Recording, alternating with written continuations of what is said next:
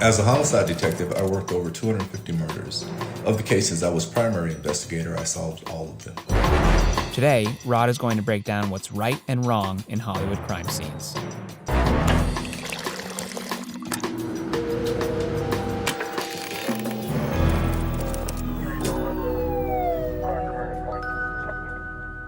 Crime scenes can be very tricky. There are a lot of different details that can be easily missed. So what we're going to be doing is looking for things that are telltale, things that actually happen versus things that don't. First clip, Ace Ventura, pet detective. In this scene, Ace arrives at a crime scene uninvited. I heard a scream. So I called the manager. Well, the place was empty except for that damn dog in the other room. I opened the balcony door and looked over the railing. This scene is highly inaccurate in the fact that there are 1 million people at this crime scene, and that would never happen. Crime scenes are really controlled, and the number of people to contaminate a crime scene is closely monitored. Animals can sense evil. Who let Dr. Doolittle in? Oh, Lieutenant. He came with Miss Robinson. This is official police business. We'll let you know if the coroner finds a tick.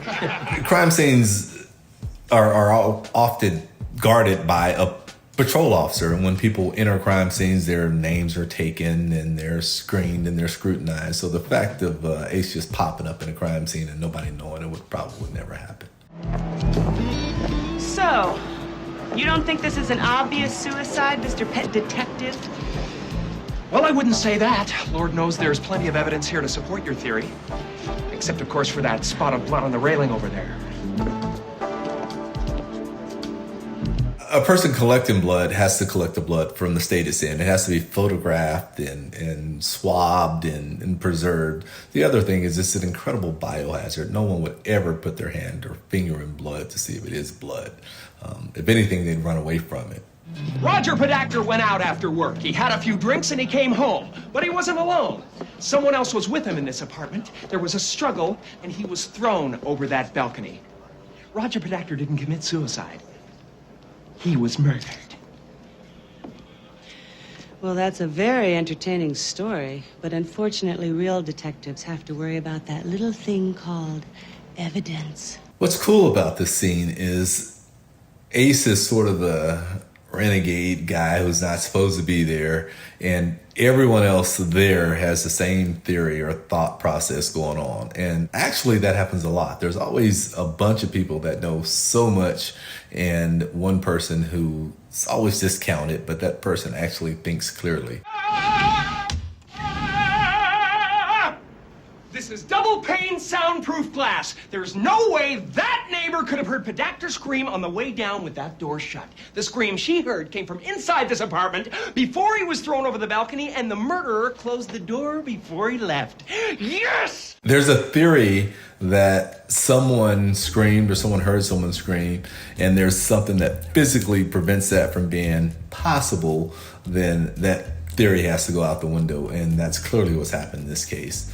It's pretty accurate as far as the way detectives think and the way detectives investigate. Sometimes the simplest things are often lost, and when we hear them, it's almost as if, wow, why didn't I think of that? And that's probably what makes this a little bit more realistic than just mere comedy.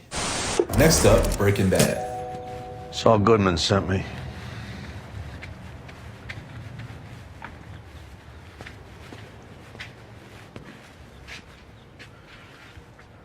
Come on, inside. So what's happening in this scene is someone's called in a cleaner and someone to clean up a crime scene. So what this cleaner does is they come and they try to get rid of evidence or key evidence that can link somebody or tie somebody to a crime. Obviously, the person that called the cleaner is of more importance than the person that's actually at the crime scene. So it's one of those things where you save them to save the bigger guy, but you really don't care about that person. Once you call it in, the people who show up will be with the Office of Medical Investigations. That's primarily who you'll talk to. Police officers may arrive, they may not. Depends on how busy a morning they're having. Typically, ODs are not a high priority call. When he said you call in to the coroner's office and it's going to take them a while and they're not concerned with ODs, that's really far-fetched. Any death is going to be treated as a homicide. There's almost never a case. In fact, there's never a case where someone's going to report a death and investigators don't show up. There's nothing here to incriminate you, so I'd be amazed if you got placed under arrest. However, if you do, you say nothing. You tell them you just want your lawyer, and you call Saul Goodman. I think the advice given here to ask to speak to a lawyer and say nothing is probably going to frustrate the investigators as much as a clean down crime scene. But it's clearly effective for what it's intended to do, and that's to throw law enforcement off. Next up, Sherlock. Just moved in. What? In this scene, Sherlock is going to a crime scene that he's clearly not allowed to be at. No one ever does that. Hello? Clearly, Sherlock's not a detective authorized to be here because he has to buzz himself in or get someone to give him access to it. So he's not supposed to be at the crime scene. Doing so is actually against the law.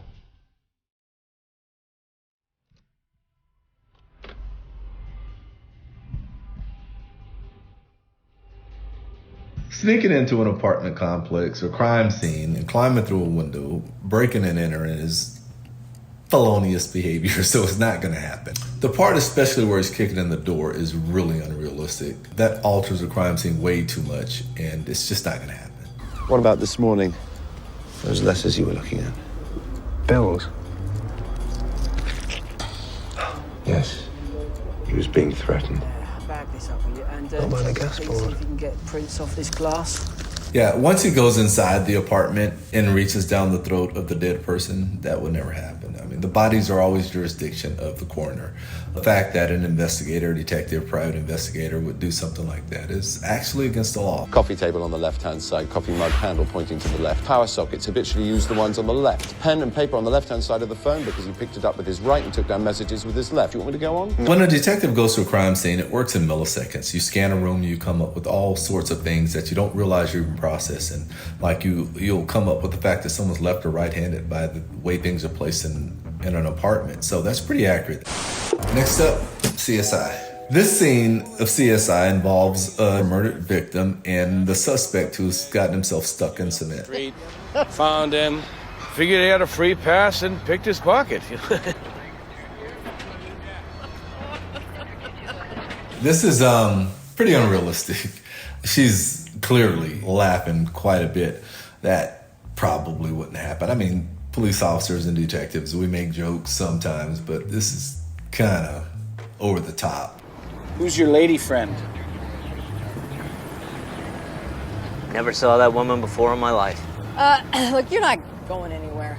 It'll be a lot better for you if you just cooperate and tell us what happened.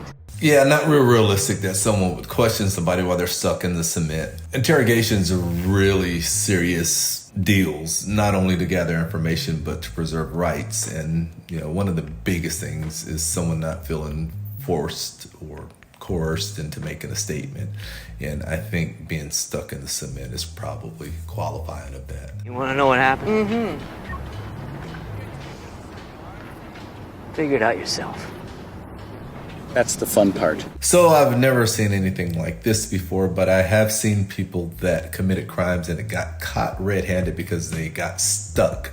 In one case, a guy trying to crawl out of a window got hung up on the glass. So things like that are always really, really cool to see. It's like God delivers them to you. Next up, The Fugitive. In this scene, a U.S. Deputy Marshal arrives at the scene of a crash. The bus rolled over several times before it settled at the bottom of the hill here.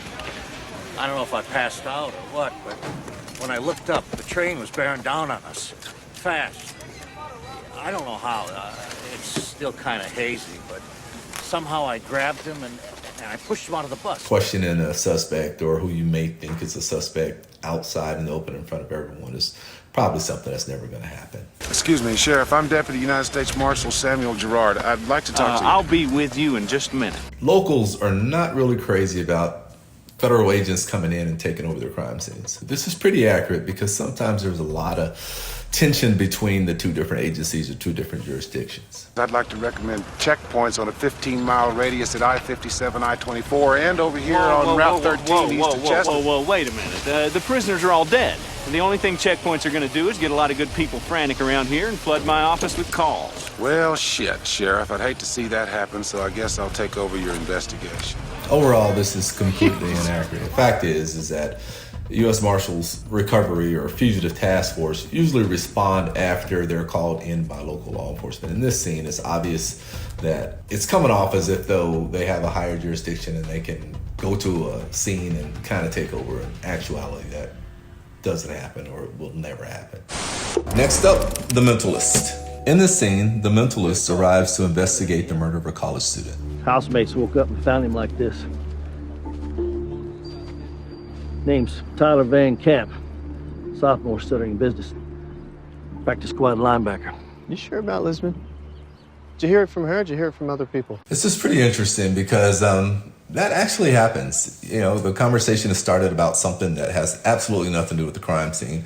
And most people around you are kind of bewildered, thinking that you have this big deal here and you're talking about something that seems to be so insignificant. Hello, finally. We've been sitting here like 2 hours, dude. You guys heard of human rights? No such thing. It's pretty accurate that sometimes people wait at crime scenes for detectives to show up because they could be at another crime across town or anything can be going on. It was all of them. The ninja knife wasn't in more than an inch, not deep enough to kill him, so he was drowned.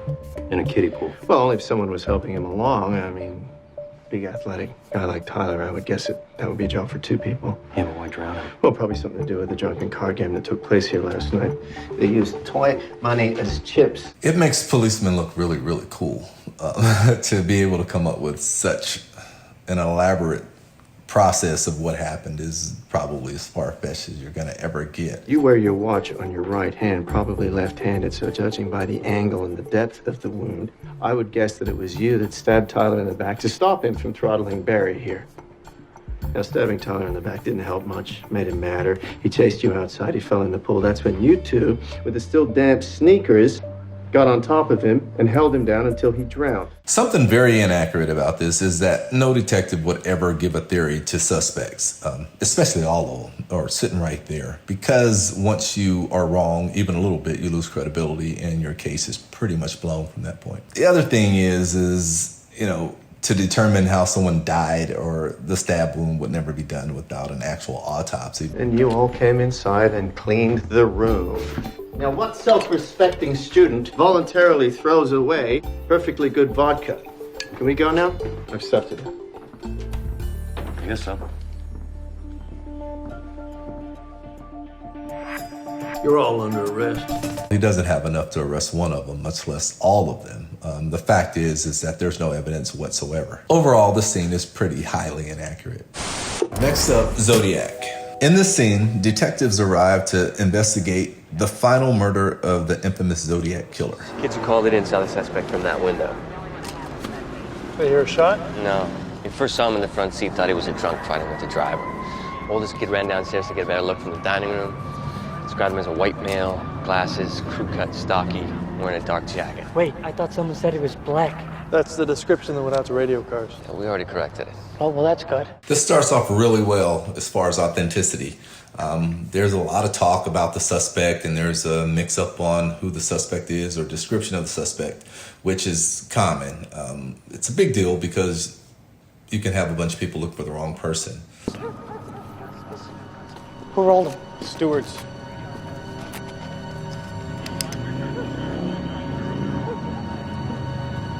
The examination of the crime scene is pretty much on the money. The investigator determines that the victim was rolled, and that's determined by the positioning of the blood. Once the person has been shot, and post-mortemly, the blood will probably travel in the way of gravity. Once that blood fixates, then it doesn't move. So it's easy to tell when someone's been moved because the blood looks like it defies gravity. Can I see that? Yeah. I am an idiot. I just killed a man for $8.25. Just third fare of the night. Does anyone have any animal crackers? Animal crackers? They're in the car. I'm saving those for later. I thought the animal crackers was pretty original because it happens. It happens all the time. For me, it was gummy bears. I don't know what it is, but there's something common about, I don't know, juvenile food or snacks that makes you feel better at a crime scene. I guess with all the destruction and death, eating a gummy bear makes you feel better. So the animal crackers bit is probably pretty on the money. Sir, I was wondering if I'd be able to talk to your children one at a time and preferably alone. They just saw a man murdered. I understand. It looks looked like they were drunk and fighting. Yeah, and he had a rag. He came around the side of the car and he was wiping stuff. Did you get a chance to see his face? I did. Well, sort of. Okay, talk to the children or the witnesses is probably done best separately. The reason being is because when you talk to two witnesses at the same time, the other one is not operating off their memory, but they can be operating off the memory of what they're hearing and only repeating it. So the best way to get a statement is kind of organically. Each statement is taken separately and kind of compared and contrasted against the other for accuracy. Next up, training day. 1, 2. Investigators at a crime scene and they're stealing money from that crime scene and they're trying to get the new rookie officer involved. This is pretty accurate. Elite units such as this one, where you can see they're dressed down, they get to wear beards and jewelry and undercover work. They got the glamorous, cool narcotics job. And all the narcotics officers get the latest toys and all the money because there was a time where law enforcement was focused completely on narcotics investigation and the big seizures and the money involved, but it became corrupt really quickly. That's $250,000 you're holding right there in your hand. Over $4 million in here. First day on the job, you hit a $3 million seizure. Wait, he said 4. Taxation without representation, brother. Nothing's free in this world, you lucky first day motherfucker. Buy your wife a minivan with that, put the kids through college. Give me that back. This is a really interesting scene for law enforcement because, let's face it, all police officers are not always right. And I think in a case like this, it happens probably more often than not. Narcotics investigations are just notoriously dirty all the way around. There's so much potential. It's built basically on a lie. Working undercover, you're lying. It's just a fact. And when you ask that same officer to be truthful and upright, you don't know who you're getting. What's the matter? You don't want a piece of this? Huh? Well, no. Right? No, like this. I mean, no. What's interesting about this scene is that the officer's hesitation is not because he's trying to decide if he actually wants the money. His hesitation is because he's concerned about what the others are going to think of him or what they may do to him. Come on, let's wrap this up. Don't touch a thing.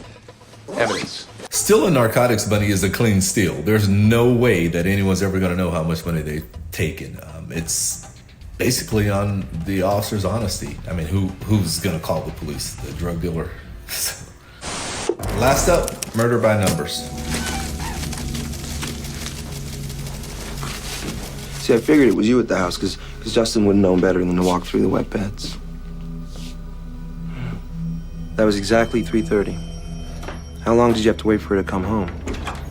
This scene is kind of really, really unrealistic. The detective kind of leading this person through an interrogation just would never happen. There's way too much to be lost by pretending to know something that you don't actually know. Then the fact that if you give someone a narrative or tell them a story and they agree with you, then your interrogation is worthless because you've led someone into a story. The trick is to get them to tell you something that you don't know or that they think you don't know. You didn't really kill her at the house. I gotta say, that was a stroke of genius. Did you think it up or was it Justin? Fact is that in an interrogation, it's to develop intimate details, not provide them. The story is validated by someone telling you what they did and how they did it.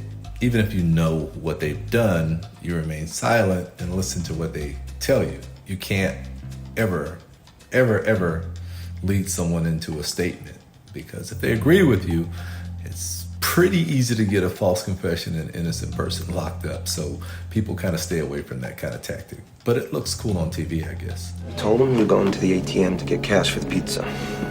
Yes. And you did. And I did. Then you hurried back. That took 5 minutes. It took 5 minutes. Now we're talking. But you were gone 15. The way they've laid out this crime scene is just basically the detectives theory, and there's really nothing else there. The fact that the detective can say this happened, that happened, and come up with this whole story is, no, it's just not realistic at all. The detective actually has no evidence to go off of at all. And even if he did, he kind of blew it when he provided all those private and intimate details to the person he's interrogating. So as you can see, sometimes these things are done and right, and some are just purely for entertainment. So maybe Hollywood should consult with the actual detectives before they start making these types of films.